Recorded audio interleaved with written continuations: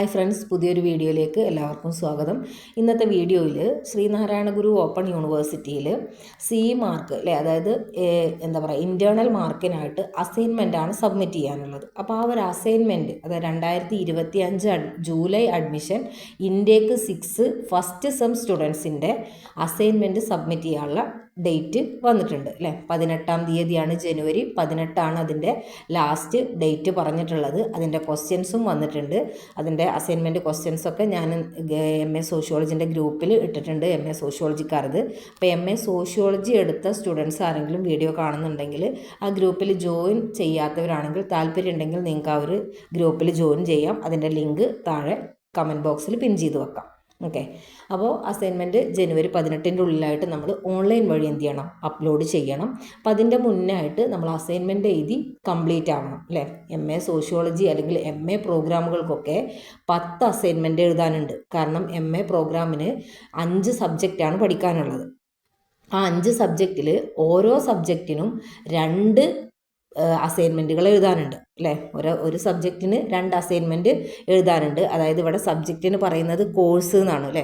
ഓരോ കോഴ്സിനും എന്ത് ചെയ്യാണ്ട് 2 അസൈൻമെൻറ്റ് വീതം എഴുതാനുണ്ട്.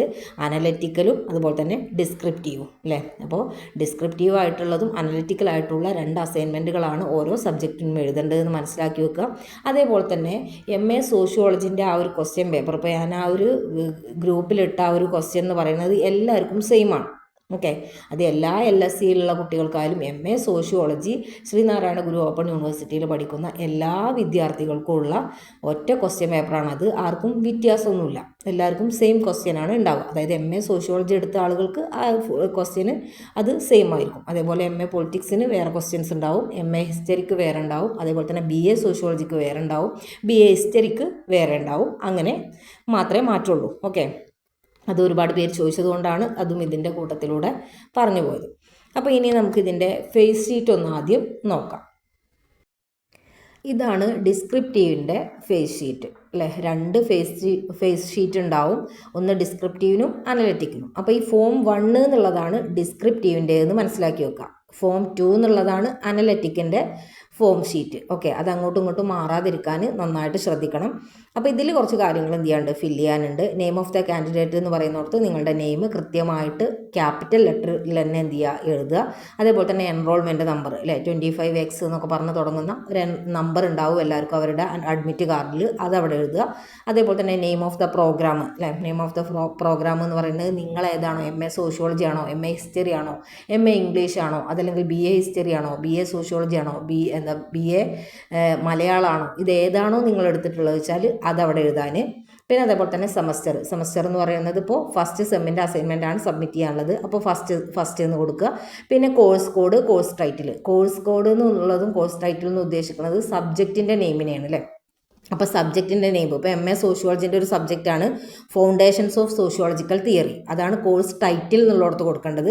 കോഴ്സ് കോഡായിട്ട് അതിൻ്റെ വരുന്നത് M21SO01DC എന്നാണ് അതിൻ്റെ കോഴ്സ് കോഡ്. അതേപോലെ തന്നെ ഇപ്പോൾ BA സോഷ്യോളജി എടുത്ത സ്റ്റുഡൻ്റ് ആണെങ്കിൽ അവരുടെ ഒരു സബ്ജക്റ്റാണ് ഇൻട്രൊഡക്ഷൻ ടു സോഷ്യോളജി. അപ്പോൾ അതിൻ്റെ കോഴ്സ് കോഡ് എന്താണെന്ന് നിങ്ങളെ ക്വസ്റ്റ്യൻ പേപ്പറിലുണ്ട്, അസൈൻമെൻറ്റിൻ്റെ ക്വസ്റ്റ്യൻ വന്ന ആ ക്വസ്റ്റ്യൻ പേപ്പറിലുണ്ടാവും ആ ഒരു കോഴ്സ് കോഡ്. ആ കോഴ്സ് കോഡും കോഴ്സ് ടൈറ്റിലും ഒക്കെ തെറ്റാതെ കൊടുക്കുക. അതേപോലെ തന്നെ പിന്നെ name of the learners support centre, നിങ്ങളുടെ LSC സെൻറ്ററിൻ്റെ നെയിമാണ് കൊടുക്കേണ്ടത്. നിങ്ങൾ ക്ലാസ്സിനൊക്കെ പോകുന്ന സെൻറ്റർ ഉണ്ടല്ലോ, അതാണ്. നിങ്ങൾ ഇൻഡക്ഷൻ പ്രോഗ്രാമിന് പോയി, അതേപോലെ തന്നെ ഇപ്പോൾ ക്ലാസ്സുകളൊക്കെ നടന്നുകൊണ്ടിരിക്കുന്നുണ്ട്, അതിനൊക്കെ പോയിട്ടുള്ള സെൻറ്ററിൻ്റെ നെയിമാണ് അവിടെ കൊടുക്കേണ്ടത്. പിന്നെ signature of the candidate with date എന്ന് പറഞ്ഞിട്ടുണ്ട് പ്രത്യേകം.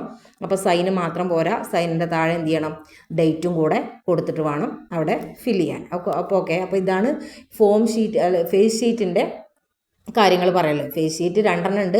ഫോം 1 ആണ് ഡിസ്ക്രിപ്റ്റീവിന് എന്ന് പ്രത്യേകം ഓർത്ത് വെക്കുക. ഏത് ക്വസ്റ്റ്യൻ ആണ് നമ്മൾ എടുക്കുന്നത് വെച്ചാൽ അതിൽ ഡിസ്ക്രിപ്റ്റീവ് തന്നെയാണോ അതിൻ്റെ ഫേസ് ഷീറ്റായിട്ട് വെക്കുന്നത് എന്നുള്ളത് നന്നായിട്ട് ശ്രദ്ധിക്കണം. ഓക്കെ, അപ്പോൾ ഡിസ്ക്രിപ്റ്റീവിൻ്റെ ഫേസ് ഷീറ്റായിട്ടുള്ള ഫോം 1 കൊടുക്കുക. അതേപോലെ അനലറ്റിക്കലിന് ഫോം 2 എന്നുള്ള ഫേസ് ഷീറ്റും കൊടുക്കുക. ഓക്കെ, അപ്പോൾ ഫേസ് ഷീറ്റും ക്ലിയർ ആയി എന്ന് കരുതുന്നു. ഇനി അടുത്തൊരു കാര്യത്തിലേക്ക് പോവാം. ഇതാണ് അനലറ്റിക്കലിൻ്റെ ഫോം ഷീറ്റ്. ഓക്കെ, അനലറ്റിക്കലിൻ്റെ ഫോം ഷീറ്റാണ് ഫോം 2 എന്നുള്ളത്. ഇതും അതേപോലെ തന്നെയാണ് ഫില്ല് ചെയ്യാനുള്ളത്. ഇവിടെ ഫോം 2 ആണെന്നുള്ളത് മാത്രം നിങ്ങൾ ശ്രദ്ധിച്ചു വെക്കുക. അപ്പോൾ അനലറ്റിക്കലിന് ഫോം 2 തന്നെ കൊടുക്കുക. അത് അങ്ങോട്ടും ഇങ്ങോട്ടും മാറാതിരിക്കാൻ പ്രത്യേകം ശ്രദ്ധിക്കുക. ഓക്കെ, അപ്പോൾ ആദ്യം നമുക്ക് അനലറ്റിക്കൽ അസൈൻമെൻറ്റ് എങ്ങനെ എഴുതാം എന്നുള്ളത് നോക്കാം. അനലറ്റിക്കൽ അസൈൻമെൻറ്റ് എഴുതുന്ന സമയത്ത് ആദ്യം ശ്രദ്ധിക്കേണ്ട കാര്യം, അനലറ്റിക്കൽ അസൈൻമെൻറ്റിന് ഫേസ് ഷീറ്റായിട്ട് വെക്കേണ്ടത് ഫോം 2 ഷീറ്റാണ്. ഓക്കെ, ഫോം 2 ആ ഒരു ഫേസ് ഷീറ്റിലുണ്ട്. അപ്പോൾ ഫോം 2 ആണ് അനലറ്റിക്കലിൻ്റെ ഫ്രണ്ട് പേജായിട്ട് വെക്കേണ്ടതെന്ന് മനസ്സിലാക്കി വെക്കുക. അതിൻ്റെ ഫില്ല് ചെയ്യേണ്ട കാര്യങ്ങളൊക്കെ ഞാൻ ആദ്യം പറഞ്ഞു തന്നു. ഇനി രണ്ടാമത്തെ ഒരു പേജിൽ എഴുതേണ്ടത് അസൈൻമെൻറ്റ് എന്ന് മുകളിൽ ഹെഡിങ് കൊടുക്കുക.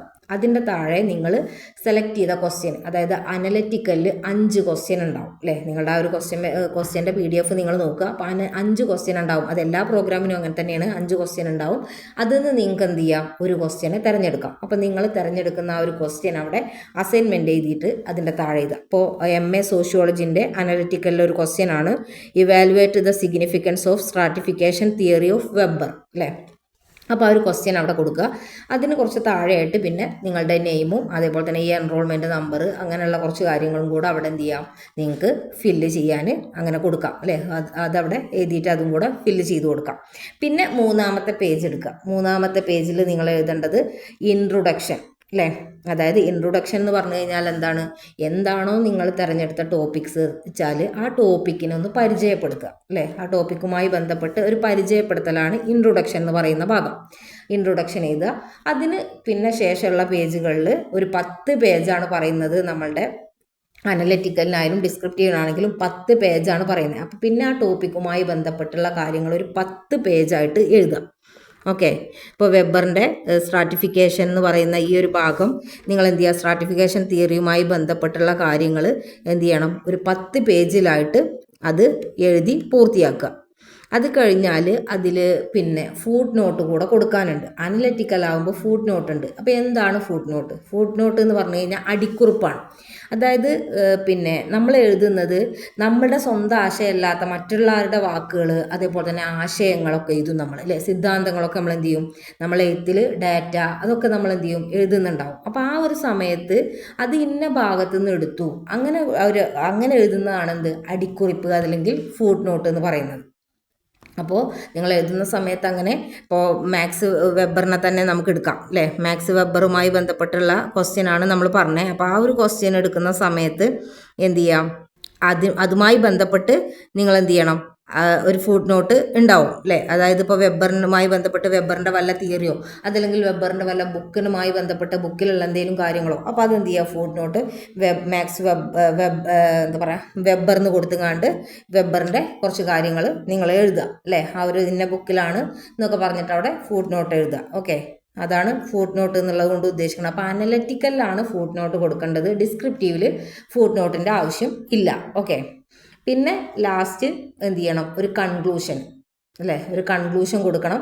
ആ കൺക്ലൂഷൻ എന്താണ്, വളരെ ക്ലിയർ ആയിട്ടുള്ള കൺക്ലൂഷൻ വേണമെന്നുള്ളതാണ്. അപ്പോൾ അതുമായി ബന്ധപ്പെട്ടിട്ടുള്ള ഒരു അനലൈസ് അല്ലേ, അതായത് ഒരു വിശകലനമാണ് നമ്മളവിടെ, അതിൻ്റെ ഒരു ചുരുക്കം ഒരു വിലയിരുത്തലാണ് നമ്മൾ കൺക്ലൂഷനിൽ കൊടുക്കേണ്ടത്. അതിൻ്റെ ഫലങ്ങളൊക്കെ ഉൾപ്പെടുത്തിങ്ങാണ്ട് ഒരു കൺക്ലൂഷൻ എഴുതുക. പിന്നെ ലാസ്റ്റ് പേജിൽ നമ്മൾ എന്താ എഴുതേണ്ടത്, ബിബ്ലിയോഗ്രഫി അല്ലേ. ബിബ്ലിയോഗ്രഫി എന്ന് പറഞ്ഞു കഴിഞ്ഞാൽ റഫറൻസ്, ബിബ്ലിയോഗ്രഫി എന്ന് പറയുന്ന റഫറൻസ് എന്ന് പറയുമ്പോൾ ഒന്നും കൂടെ മനസ്സിലാവും നമ്മൾ എവിടുന്നൊക്കെയാണ് ഇത് കണ്ടെത്തിയത് അല്ലേ. നമ്മൾ പല ബുക്കുകൾ കണ്ടെത്തിയിട്ടുണ്ടാവും. ഇപ്പോൾ ഫൗണ്ടേഷൻസ് ഓഫ് സോഷ്യോളജിക്കൽ തിയറി നമ്മൾ എഴുതുന്ന സമയത്ത് നമുക്ക് എന്തായാലും ഹെൽപ്പാവുന്ന ഒരു ബുക്കായിരിക്കും കാലിക്കറ്റ് യൂണിവേഴ്സിറ്റിൻ്റെ 3rd semester sociological theory and introduction എന്ന് പറയുന്ന ബുക്ക്. ആ ബുക്ക് നമുക്ക് എന്ത് ചെയ്യാം, അവിടെ റെഫർ ചെയ്യാം അല്ലേ. അപ്പോൾ ആ ഒരു ബുക്കിൻ്റെ നെയിം നമുക്ക് അവിടെ കൊടുക്കുക, റെഫറൻസ്. അങ്ങനെ ഏതൊക്കെ ബുക്കിൽ നിന്ന് നിങ്ങൾ എടുത്തു എന്നുള്ളത് ലാസ്റ്റ് ഒരു പേജിൽ ഒരു 2-3-4 പിന്നെ ബുക്കുകളായിട്ട് അത് അവിടെ എഴുതി കൊടുക്കുക. അതാണ് ബിബ്ലിയോഗ്രഫി അല്ലെങ്കിൽ റെഫറൻസ് പറയുന്നത്. ഫുട് നോട്ടും ബിബ്ലിയോഗ്രഫിയും ഒന്നല്ല എന്ന് മനസ്സിലാക്കി വെക്കുക. ഫുട് നോട്ട് എന്ന് പറയുന്നത് അടിക്കുറിപ്പാണ്, അതൊരു പേജിൻ്റെ താഴെ തന്നെ എഴുതുന്നതാണ് ഫുട് നോട്ട്. ഓക്കെ, ബിബ്ലിയോഗ്രഫി എന്ന് പറയുന്നത് ഒരൊറ്റ പേജിലായിട്ട് തന്നെ എഴുതുന്നതാണ് ബിബ്ലിയോഗ്രഫി. ബിബ്ലിയോഗ്രഫിൻ്റെ മറ്റൊരു വാക്കാണ് റെഫറൻസ് എന്ന് പറയുന്നത്. ഓക്കെ, റെഫറൻസ് എന്ന് പറയുമ്പോഴാണ് ഒന്നും കൂടെ മനസ്സിലാവും. അപ്പോൾ അത് അതേപോലെ എഴുതുക. അപ്പോൾ ഇതാണ് അനലിറ്റിക്കൽ അസൈൻമെൻറ്റ് എഴുതേണ്ട രീതി. ഓക്കെ. അപ്പം നിങ്ങൾ തിരഞ്ഞെടുക്കുന്ന ടോപ്പിക്കുമായി ബന്ധപ്പെട്ട് അത്യാവശ്യം കുറച്ച് കാര്യങ്ങൾ നിങ്ങൾക്ക് അറിയുന്ന ടോപ്പിക്സുകൾ നിങ്ങൾ എന്ത് ചെയ്യണം, തിരഞ്ഞെടുക്കണം. പിന്നെ ഇത് ഇംഗ്ലീഷിൽ എഴുതണോ മലയാളത്തിൽ എഴുതണോ എന്നുള്ളൊരു ക്വസ്റ്റ്യൻ ഉണ്ടാവും. ഇംഗ്ലീഷിൽ എഴുതുന്നതാണ് ഒന്നും കൂടെ ബെറ്റർ. ഓക്കെ, അത് മനസ്സിലാക്കുക. ഇംഗ്ലീഷിൽ, കാരണം നമ്മൾ ഇതിൻ്റെ ഫേസ് ഷീറ്റ് ആണെങ്കിലും ഇതിൻ്റെ ബിബ്ലിയോഗ്രാഫി ആണെങ്കിലും ഒക്കെ നമ്മൾ എന്താ എഴുതുക, ഇംഗ്ലീഷിലാണ് കൊണ്ടുപോയി എഴുതുക. അപ്പോൾ പിന്നെ ഈ ടോപ്പിക്സ് എഴുതുന്ന സമയത്ത് എന്തിനു നമ്മൾ മലയാളമാക്കണം, അവിടെയും നമ്മൾ ഇംഗ്ലീഷിൽ എഴുതുക. കാരണം നമ്മളുടെ ബുക്ക് എങ്ങനെയാണ്, ഇംഗ്ലീഷിലാണ്. അപ്പോൾ കാലിക്കറ്റ് യൂണിവേഴ്സിറ്റിൻ്റെ ബുക്ക് എടുത്ത് നോക്കുകയാണെങ്കിലും അത് നിങ്ങൾക്ക് ഇംഗ്ലീഷിലാണ് കാണാൻ പറ്റുക. അതേപോലെ തന്നെ ഇപ്പോൾ SGOൻ്റെ സ്റ്റഡി മെറ്റീരിയൽ ഇംഗ്ലീഷാണ്. അപ്പോൾ നമ്മൾ അതൊക്കെ റെഫർ ചെയ്യുമ്പോൾ നമുക്ക് ഇംഗ്ലീഷിൽ തന്നെ കാര്യങ്ങൾ കിട്ടുക. അപ്പോൾ ആ ഇംഗ്ലീഷിൽ തന്നെ എഴുതുന്നതാണ് നല്ലത്. അപ്പോൾ ഇംഗ്ലീഷിൽ എഴുതാനായിട്ട് ശ്രദ്ധിക്കുക. അപ്പോൾ അനലറ്റിക്കലിൻ്റെ അസൈൻമെൻറ്റ് എഴുതുന്ന സമയത്ത് ഫസ്റ്റ് എന്തുണ്ടാവും, ഫ്രണ്ടായിട്ടുള്ള ഫേസ് ഷീറ്റ് ഉണ്ടാവും. അതിന് രണ്ടാമത്തെ പേജ് അസൈൻമെൻറ്റ് എന്ന് എഴുതിയിട്ട് ആ ഒരു ക്വസ്റ്റ്യൻ എഴുതും. പിന്നെ നമ്മുടെ നെയിമും കാര്യങ്ങളും ഒക്കെ ആയിട്ടുള്ള ഒന്നും കൂടെ അവിടെ എഴുതും. പിന്നെ മൂന്നാമത്തെ പേജ് മുതൽ നമ്മളൊരു 10 പേജായിട്ട് എന്ത് ചെയ്യണം, ആ ഒരു ടോപ്പിക്ക് ബേസ് ചെയ്തിട്ടുള്ള കാര്യങ്ങൾ എഴുതണം. അപ്പോൾ 10 പേജാണ് നമ്മളോട് പറയുന്നത്. അത് ഈ ഫേസ് ഷീറ്റ് അതുപോലെ ഇൻട്രൊഡക്ഷൻ ഇതൊക്കെ ഒഴിവാക്കിയിട്ട് ആ ടോപ്പിക്കുമായി ബേസ് ചെയ്തിട്ട് തന്നെ ഒരു 10 പേജ് ഉണ്ടാക്കാനായിട്ട് ശ്രദ്ധിക്കുക. ഓക്കെ, ബാക്കിയുള്ള പേജസ് നിങ്ങളിതിൽ കൂട്ടണ്ട. 10 പേജ് ആ ടോപ്പിക്കുമായി ബന്ധപ്പെട്ട് ഉണ്ടാക്കുക. അതേപോലെ തന്നെ A4 ഷീറ്റിലാണ് എഴുതേണ്ടത്. A4 ഷീറ്റിൻ്റെ 2 സൈഡിലും എഴുതരുത്. ഒരു സൈഡിൽ മാത്രം, അതായത് ഒരു പുറത്ത് മാത്രമേ ഉള്ളൂ അസൈൻമെൻറ്റ് എഴുതാൻ പറ്റുക. പിന്നെ അടുത്ത പേജ് എടുക്കുകയാണെങ്കിൽ ഒരു ഒറ്റ പേജിൽ മാത്രമേ ഉള്ളൂ എഴുതാൻ പറ്റുക. ഓക്കെ, 2 പേജിൽ അസൈൻമെൻറ്റ് എഴുതരുത്. അപ്പോൾ അതും കൂടെ മനസ്സിലാക്കി വെക്കുക. പിന്നെ നല്ല വൃത്തിക്ക് കാര്യങ്ങളൊക്കെ എഴുതുക, എന്നാൽ ഫുൾ മാർക്ക് തന്നെ കിട്ടും. പിന്നെ അസൈൻമെൻറ്റ് എഴുതുന്നത് മറ്റൊരാളത് കോപ്പി അടിച്ചിട്ട് എഴുതാതിരിക്കാൻ ശ്രദ്ധിക്കുക. ഓക്കെ, അതേപോലെ തന്നെ അസൈൻമെൻറ്റ് എഴുതി കൊടുക്കുന്ന ഒരുപാട് പേരുണ്ടാവും. അവരെയൊന്നും സമീപിച്ചിട്ട് അസൈൻമെൻറ്റ് എഴുതാതിരിക്കുക. കാരണം അവരെല്ലാവർക്കും എഴുതി കൊടുക്കുന്ന ആളാണെങ്കിൽ അവരെന്ത് ചെയ്യും, ആ ഫേസ് ഷീറ്റ് മാറ്റും, എന്നിട്ട് അങ്ങനെ ഒരേ അസൈൻമെൻ്റ് ആണ് എഴുതും. അപ്പോൾ അതുകൊണ്ട് നിങ്ങൾ ബുദ്ധിമുട്ടും, നിങ്ങളുടെ റിസൾട്ട് വാല്യൂ ചെയ്യൂല, അതവിടെ തടഞ്ഞു വെക്കും. അതേപോലെ തന്നെ 2500 രൂപ ഫൈൻ. അപ്പോൾ അതിനൊന്നും നിൽക്കണ്ട. അസൈൻമെൻറ്റ് എഴുതുക പറയുന്നത് അത്ര വലിയൊരു സംഭവമൊന്നുമല്ല. നമ്മൾ തിരഞ്ഞെടുക്കുന്ന ടോപ്പിക്ക് നമുക്ക് അനുയോജ്യമായിട്ടുള്ള ടോപ്പിക്ക് തിരഞ്ഞെടുക്കുക എന്നുള്ളതാണ് നമ്മൾ ചെയ്യേണ്ട ഫസ്റ്റ് കാര്യം. അത് തിരഞ്ഞെടുത്ത് കഴിഞ്ഞാൽ നമ്മൾ ഈ ഒരു രീതിയിൽ എഴുതി പോവുകയാണെങ്കിൽ സിമ്പിളാണ്. ഇൻട്രൊഡക്ഷൻ കഴിഞ്ഞ് കഴിഞ്ഞാൽ പിന്നെ ഏത് ടോപ്പിക്കാണ് നിങ്ങൾ തിരഞ്ഞെടുക്കുന്നത് വെച്ചാൽ ആ ടോപ്പിക്കുമായി ബന്ധപ്പെട്ട് നിങ്ങൾക്ക് അറിയാവുന്ന, അതേപോലെ തന്നെ നിങ്ങൾ റെഫർ ചെയ്യുന്ന ബുക്കിൽ നോക്കിയിട്ടൊക്കെ നിങ്ങൾക്ക് അതുമായി ബന്ധപ്പെട്ടുള്ള കാര്യങ്ങളൊക്കെ വിശദമായിട്ട് തന്നെ അനലിറ്റിക്കൽ എഴുതണം. വിശകലനം ചെയ്ത്, അനലിറ്റിക്കൽ എന്ന് പറഞ്ഞാൽ തന്നെ എന്താണ്, അനലിറ്റിക്കൽ എന്ന് പറഞ്ഞാൽ തന്നെ വിശകലനാത്മക അസൈൻമെൻ്റ് ആണ്. അപ്പോൾ വിശകലിച്ച് തന്നെ എന്ത് ചെയ്യണം, ഒരു വിഷയം അല്ലേ, ഒരു വിഷയം കിട്ടുകയാണെങ്കിൽ അത് വിശകലനം ചെയ്യണം. അതിൻ്റെ കാരണങ്ങൾ, ഫലങ്ങൾ, പ്രാധാന്യം ഒക്കെ എന്ത് ചെയ്യണം, നമ്മൾ പരിശോധിച്ചിട്ട് വേണം എഴുതാൻ. അപ്പോൾ അതൊക്കെ എഴുതിയതിന് ശേഷം ഒരു കൺക്ലൂഷൻ കൊടുക്കുക. അതുമായി ബന്ധപ്പെട്ട അതിൻ്റെ ഒരു ഫലങ്ങളൊക്കെ ഉൾപ്പെടുത്തിയിട്ടൊരു കൺക്ലൂഷൻ കൊടുക്കുക അല്ലേ. അതായത് അതിൻ്റെ ഒരു ചുരുക്കം, ഒരു വിലയിരുത്തൽ, അതാണ് എന്ത് കൺക്ലൂഷൻ എന്ന് പറയുന്നത്. അത് കഴിഞ്ഞതിന് ശേഷം ലാസ്റ്റ് പേജിൽ ബിബ്ലിയോഗ്രഫി അല്ലെങ്കിൽ റഫറൻസ് എന്ന് പറയുന്നത് എവിടെ നിന്നൊക്കെ കിട്ടി എന്നുള്ള കാര്യങ്ങൾ എഴുതുക. അതേപോലെ തന്നെ അനലിറ്റിക്കൽ എഴുതുന്ന സമയത്ത് ഓരോ പേജിൻ്റെ താഴെയായിട്ട് നമുക്ക് എന്താ ഫുട് നോട്ട്, അത് ഒരുപാട് ഫുട് നോട്ടൊന്നും എഴുതണമെന്നില്ല, 1-2 ഒക്കെ ആയിട്ടുള്ള ഒരു ഫുട് നോട്ടും നിങ്ങൾ കൊടുക്കാൻ ശ്രദ്ധിക്കുക. അത് നമ്മുടെ മാർക്കിനെ ബാധിക്കുന്നതാണെന്ന് മനസ്സിലാക്കി വെക്കുക. ഓക്കെ, അനലിറ്റിക്കൽ ഫുട് നോട്ടും ബിബ്ലിയോഗ്രഫിക്കും കൂടെയാണ് 2 മാർക്ക് എന്നുള്ളത്. ഓക്കെ, അപ്പോൾ അതിൻ്റെ ഒരു മാർക്കിൻ്റെ സ്ട്രക്ചറും കൂടെ ഞാൻ പറഞ്ഞു തരാം, അതും കൂടെ കേട്ടോളൂ. അനലറ്റിക്കലിൽ പിന്നെ ഇൻട്രൊഡക്ഷൻ എഴുതുന്നതിന് 2 മാർക്കാണ്. ഓക്കെ, ഇൻട്രൊഡക്ഷൻ എഴുതി കഴിഞ്ഞാൽ 2 മാർക്ക് കിട്ടും. അതേപോലെ തന്നെ ക്രിട്ടിക്കൽ ഇൻക്വയറി, അതുപോലെ തന്നെ formulation of ideas or analyse in illustration അല്ലേ, അതിനാണ് പിന്നെ 6 മാർക്ക് കിട്ടുന്നത്. അപ്പോൾ അത്രയും നമ്മൾ ക്രിട്ടിക്കൽ ചെയ്തിട്ട് തന്നെ നമ്മൾ എന്ത് ചെയ്യണം, അത് എഴുതണം. അതേപോലെ പിന്നെ ഓവറോൾ നോക്കും, ഒരു ക്ലാരിറ്റി ഉണ്ടോ, അതേപോലെ തന്നെ അതിൻ്റെ സ്റ്റൈല്, സ്ട്രക്ചർ, ഓർഗനൈസേഷൻ, ഇതൊക്കെ എങ്ങനെയാണ് നോക്കിയിട്ടായിരിക്കും അതിന് 3 മാർക്ക് അല്ലേ. പേജുകളൊക്കെ ഓർഡറിൽ തന്നെ വെക്കാൻ നോക്കണം. എഴുതുന്ന സമയത്ത് തന്നെ പേജ് നമ്പർ കൊടുക്കുന്നത് നന്നാവും. അതല്ലെങ്കിൽ അങ്ങോട്ടും ഇങ്ങോട്ടും ഒക്കെ പേജൊക്കെ മാറും. അങ്ങനെ ഡിസോർഡർഡ് ആയിട്ടൊക്കെ കൊടുത്തു കഴിഞ്ഞാൽ മാർക്ക് കുറയാനുള്ള സാധ്യത വളരെ കൂടുതലാണ്. പിന്നെ ഒരു കൺക്ലൂഷൻ, ക്ലിയർ ആയിട്ടുള്ള ഒരു കൺക്ലൂഷനാണ് 2 മാർക്ക്. പിന്നെ foot note, bibliography or reference അല്ലേ, ഫുട് നോട്ടും വേണം ബിബ്ലിയോഗ്രഫിയും വേണം, അതിനാണ് എന്ത് 2 മാർക്ക് എന്ന് പറയുന്നത്. അപ്പോൾ ഇവിടെ ഫുട് നോട്ട് നിർബന്ധമാണ്, എന്നാലുള്ള ആ ഒരു 2 മാർക്ക് കംപ്ലീറ്റ് ആവുക. ഓക്കെ, അങ്ങനെയാണ് ടോട്ടൽ എന്ത് ചെയ്യുന്നത്, അനലിറ്റിക്കൽ അസൈൻമെൻറ്റ് എഴുതി കഴിഞ്ഞാൽ ഒരു സ്റ്റുഡൻറ്റിന് 15 മാർക്ക് കിട്ടുന്നത്. ഓക്കെ, അപ്പോൾ അനലിറ്റിക്കൽ എഴുതുന്നതിൻ്റെ രീതി ക്ലിയറായി എന്ന് കരുതുന്നു. ഇനി എന്തെങ്കിലും സംശയം ഉണ്ടെങ്കിൽ നിങ്ങൾക്ക് കമൻ്റായിട്ട് ചോദിക്കാം കേട്ടോ. ഇനി നമുക്ക് ഡിസ്ക്രിപ്റ്റീവിൻ്റെ അസൈൻമെൻറ്റ് എങ്ങനെ എഴുതാമെന്നുള്ളത് നോക്കാം. ഇനി നമുക്ക് ഡിസ്ക്രിപ്റ്റീവ് അസൈൻമെൻറ്റ് എങ്ങനെയാണ് നോക്കാം. ആദ്യം ശ്രദ്ധിക്കേണ്ട കാര്യം, ഡിസ്ക്രിപ്റ്റീവ് അസൈൻമെൻറ്റിന് ഫേസ് ഷീറ്റ് ഫോം 1 ആണ് വെക്കേണ്ടത് എന്നുള്ളത് ഓർത്ത് വെക്കുക. ഇതിനും നമുക്ക് 5 ക്വസ്റ്റ്യൻ ഉണ്ടാവും. അതിൽ ഒരു ക്വസ്റ്റ്യന് നമ്മൾ അറ്റൻഡ് ചെയ്താൽ മതി. ഓക്കെ, അങ്ങനെ MA സോഷ്യോളജി MA പ്രോഗ്രാമുകൾക്കൊക്കെ 5 സബ്ജക്റ്റ് വരുന്നുണ്ട്. ആ 5 സബ്ജക്റ്റിന് ടോട്ടൽ 10 അസൈൻമെൻറ്റ് എഴുതാണ്ടാവും, ഒരു സബ്ജക്റ്റിന് 2 വീതം വെച്ചിട്ട്. ഓക്കെ, അപ്പോൾ ഇതിനും മാർക്ക് വരുന്നത് 15 ആണ്. അപ്പോൾ ഒരു സബ്ജക്റ്റിന് 2 അസൈൻമെൻറ്റ് എഴുതിയാലാണ് നമുക്ക് 30 മാർക്ക് കിട്ടുള്ളൂ. ഒന്നിന് 15ഉം അതേപോലെ തന്നെ ഒന്നിന് 15ഉം, അങ്ങനെ ടോട്ടൽ 30 മാർക്ക് കിട്ടുക. അപ്പോൾ ഡിസ്ക്രിപ്റ്റീവിൻ്റെ മാർക്ക് ലെവൽ എന്ന് പറയുന്നത് ഇൻട്രൊഡക്ഷൻ ഉണ്ടെങ്കിൽ 2 മാർക്ക് കിട്ടും.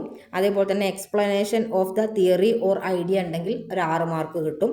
അതേപോലെ തന്നെ overall clarity, style, structure and organisation അതൊക്കെ ഓക്കെ ആണെങ്കിൽ അതിനൊരു 3 മാർക്ക് കിട്ടും. അതേപോലെ തന്നെ ക്ലിയർ ആയിട്ടുള്ള ഒരു കൺക്ലൂഷൻ ഉണ്ടെങ്കിൽ അതിനൊരു 2 മാർക്ക് കിട്ടും. അതേപോലെ തന്നെ ബിബിലിയോഗ്രഫി അതല്ലെങ്കിൽ റഫറൻസ് എന്ന് പറയുന്നത് കൊടുത്തിട്ടുണ്ടെങ്കിൽ ഒരു 2 മാർക്ക് കിട്ടും. അങ്ങനെയാണ് ടോട്ടൽ 15 വരുന്നത്. ഓക്കെ, അപ്പോൾ ഇതിൻ്റെ MA സോഷ്യോളജിക്കാരുടെ ഒരു ഡിസ്ക്രിപ്റ്റീവ് ക്വസ്റ്റ്യൻ ആണ്, describe the significance of August Comte's positives or scientific stage.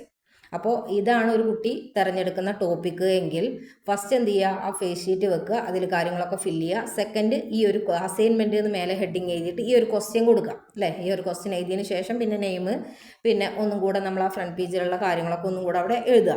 അതിനുശേഷം 3-ാമത്തെ പേജ് മുതൽ എന്ത് ചെയ്യണം, കാര്യങ്ങളിലേക്ക് പോവുകയാണ്. ഫസ്റ്റ് എന്ത് ചെയ്യാണ്ട് ഇൻട്രൊഡക്ഷൻ കൊടുക്കണം അല്ലേ. അതായത് ഈ ടോപ്പിക്കുമായിട്ട് ബേസ് ചെയ്തിട്ടുള്ള ഇത് എന്താണെന്നുള്ള, അതായത് ഈ ടോപ്പിക്കിനെ പരിചയപ്പെടുത്തലാണ് ഇൻട്രൊഡക്ഷൻ, അത് കൊടുക്കുക. അതിനുശേഷം പിന്നെ ഈ ഒരു എന്താ പറയുക പോസിറ്റീവ് സ്റ്റേജുമായിട്ടില്ലേ, അഗസ്റ്റ് കോംപ്റ്റേൻ്റെ പോസിറ്റീവിസ്റ്റ് സയൻറ്റിഫിക് സ്റ്റേജുകളെ കുറിച്ചിട്ട് എന്ത് ചെയ്യുക, എഴുതുക. അതായത് 3 സ്റ്റേജുകളെ പറ്റിയിട്ട് പറയുന്നുണ്ട്, തിയോളജിക്കൽ, അതുപോലെ തന്നെ മെറ്റാഫിസിക്കൽ, അതുപോലെ തന്നെ പോസിറ്റീവ്. ആ ഒരു 3 സ്റ്റേജുകളെ പറ്റിയിട്ട് വിശദമായിട്ട് എഴുതി ഉണ്ടാക്കുക, ഒരു 10 പേജ്. അതിനുശേഷം പിന്നെ കൺക്ലൂഷൻ കൊടുക്കുക. അതുപോലെ ലാസ്റ്റ് എന്ത് ചെയ്യുക, ബിബിലോഗ്രഫി അല്ലേ, അതല്ലെങ്കിൽ റഫറൻസ് ഇവിടെ നിന്നൊക്കെ റെഫർ ചെയ്തു എന്നുള്ളത് കൊടുക്കുക. ഈ ഡിസ്ക്രിപ്റ്റീവിൽ എന്ത് ചെയ്യണ്ട, ഫുട് നോട്ട് എഴുതണ്ട. ഓക്കെ, കാരണം ഇവിടെ എന്താണ്, ഫുട് നോട്ടിനുള്ള മാർക്ക് ഇല്ല. മാർക്കിൻ്റെത് ഞാൻ വായിച്ചു തന്നു നിങ്ങൾക്ക്. അപ്പോൾ മാർക്കിൻ്റെ ഇതില്ല. മാർക്ക് എങ്ങനെയൊക്കെയാണ് വരുന്നത്, ഇൻട്രൊഡക്ഷന് 2 മാർക്കും, അതുപോലെ തന്നെ explanation of the theory or ഐഡിയക്ക് 6 മാർക്കും, അതേപോലെ തന്നെ ഓവറോൾ ക്ലാരിറ്റി, സ്റ്റൈല്, സ്ട്രക്ചർ ഇതൊക്കെ ആണെങ്കിൽ 3 മാർക്ക്, അതേപോലെ തന്നെ ക്ലിയർ കൺക്ലൂഷൻ ഉണ്ടെങ്കിൽ ഒരു 2 മാർക്ക്, അതേപോലെ തന്നെ ബിബിലിയോഗ്രഫി അതല്ലെങ്കിൽ റഫറൻസ് ഉണ്ടെങ്കിൽ ഒരു 2 മാർക്ക്. ഇവിടെ എന്ത് പറയുന്നില്ല, ഫുട് നോട്ട് പറയുന്നില്ല. അനലറ്റിക്കൽ നിന്ന് വ്യത്യസ്തമായിട്ട് ഇവിടെ ഫുട് നോട്ട് ഇല്ല, അപ്പോൾ അത് കൊടുക്കണം എന്നില്ല. അപ്പോൾ 2നും 15 വീതം 30 മാർക്കാണ് നമുക്ക് കിട്ടുക. അപ്പോൾ നിസ്സാരമായിട്ട് അസൈൻമെൻറ്റിനെ കാണണ്ട. ഈ ഒരു 30 മാർക്ക് കിട്ടിയ പിന്നെ ബാക്കി കുറച്ച് മാർക്കുകൾ നമുക്ക് എഴുതി വാങ്ങേണ്ടത്. അപ്പോൾ എന്തായാലും പാസ്സാവാനുള്ളത് കിട്ടും. അപ്പോൾ ഒരുവിധം അസൈൻമെൻറ്റുമായി ബന്ധപ്പെട്ടുള്ള സംശയങ്ങളൊക്കെ മാറി എന്ന് വിചാരിക്കുന്നു. അപ്പോൾ പലർക്കും അസൈൻമെൻറ്റ് എഴുതേണ്ട ഒരു ഐഡിയ ആണ് ഞാൻ ഇപ്പോൾ തന്നത്. അതല്ലാതെ അസൈൻമെൻറ്റ് എന്ന് പറഞ്ഞിട്ട് ഇതിൽ ഞാൻ അസൈൻമെൻറ്റ് ഇങ്ങനെ എന്നുള്ളത് ഞാൻ കാണിക്കുന്നില്ല. ഇതൊരു ഐഡിയ തന്നാൽ തന്നെ നിങ്ങൾക്ക് ഇനി എന്ത് ചെയ്യാൻ പറ്റും, എഴുതാൻ പറ്റും. ഇതിനായിട്ട് നിങ്ങൾക്ക് വേറെ ബുക്സുകളൊക്കെ റെഫർ ചെയ്യുക. അതേപോലെ തന്നെ യൂണിവേഴ്സിറ്റി SGOൻ്റെ ബുക്ക് തന്നെ നിങ്ങൾക്ക് റെഫർ ചെയ്യുക. അതിപ്പോൾ ബുക്ക് കിട്ടിയിട്ടില്ല, അതിൻ്റെ സ്റ്റഡി മെറ്റീരിയൽ വെച്ച് നിങ്ങൾക്ക് എഴുതാൻ പറ്റും. സ്വന്തമായിട്ട് തന്നെ എഴുതാൻ ശ്രമിക്കുക, മറ്റൊരാളെ കൊണ്ട് എഴുതിപ്പിക്കാതിരിക്കുക, മറ്റൊരാളുടെ ഇത് കോപ്പി അടിച്ചിട്ടും എഴുതാതിരിക്കുക. ആരെക്കൊണ്ടെങ്കിലും എഴുതിപ്പിക്കുകയാണെങ്കിൽ അവരെന്ത് ചെയ്യും, ഫേസ് ഷീറ്റ് മാറ്റും, എന്നിട്ട് എല്ലാവർക്കും ഒരേപോലെ ആയിരിക്കും. അപ്പോൾ അത് വാല്യൂ ചെയ്യൂല, അപ്പോൾ അത് നിങ്ങളുടെ മാർക്ക് വരാതെയാവും. അപ്പോൾ സ്വന്തമായിട്ട് നമ്മൾ എഴുതുമ്പോൾ നമ്മൾ ഇതിലും എന്ത് ചെയ്യുക, ഒരു സത്യസന്ധത കാണിച്ച് നമുക്ക് വേണ്ടിയിട്ടാണെന്ന് എഴുതിയിട്ട് അതിന് ടൈം കണ്ടെത്തി നമ്മൾ തന്നെ അത് അറ്റൻഡ് ചെയ്യുക. ഓക്കെ, 10 അസൈൻമെൻറ്റ് എഴുതാനുണ്ട്. അപ്പോൾ അതിന് വേണ്ടിയിട്ട് നമ്മൾ ടൈം കണ്ടെത്തുക, നമുക്ക് വേണ്ടിയിട്ട്. നമ്മൾ പിന്നെ അസൈൻമെൻറ്റ് ഉണ്ട് എന്നറിഞ്ഞിട്ട് തന്നെയാണ് എന്ത് ചെയ്തിട്ടുള്ളത്, SGOയിൽ അഡ്മിഷൻ എടുത്തിട്ടുള്ളത്. അപ്പോൾ പിന്നെ നമ്മളത് എഴുതിയേ മതിയാവും. ഓക്കെ, അപ്പോൾ എന്തായാലും അത് അതിൻ്റേതായിട്ടുള്ള രീതിയിൽ നന്നായിട്ട് എഴുതുക. ഇനി നിങ്ങൾക്ക് ഇതുമായിട്ട് ബന്ധപ്പെട്ട സംശയങ്ങളൊക്കെ ഉണ്ടെങ്കിൽ നിങ്ങൾക്ക് കമൻ്റായിട്ട് ചോദിക്കാം. അതേപോലെ തന്നെ ഈ വീഡിയോ നിങ്ങൾക്ക് യൂസ്ഫുൾ ആയി എന്നാണെങ്കിൽ നിങ്ങളൊക്കെ ഒന്ന് ലൈക്കിലൂടെ അത് അറിയിക്കുക, എത്ര പേർക്ക് യൂസ്ഫുൾ ആയി എന്നൊന്ന് അറിയാൻ വേണ്ടിയിട്ടാണ്. അതേപോലെ പിന്നെ ഗ്രൂപ്പിൽ ജോയിൻ ചെയ്യാൻ താല്പര്യമുള്ളവർക്ക് കമൻറ്റ് ബോക്സിൽ ലിങ്ക് ഉണ്ടാവും, അതിൽ നിങ്ങൾ ജോയിൻ ചെയ്യുകയും ചെയ്യുക. ഓക്കെ, അപ്പോൾ ഇനി അടുത്തൊരു വീഡിയോ ആയിട്ട് കാണാം.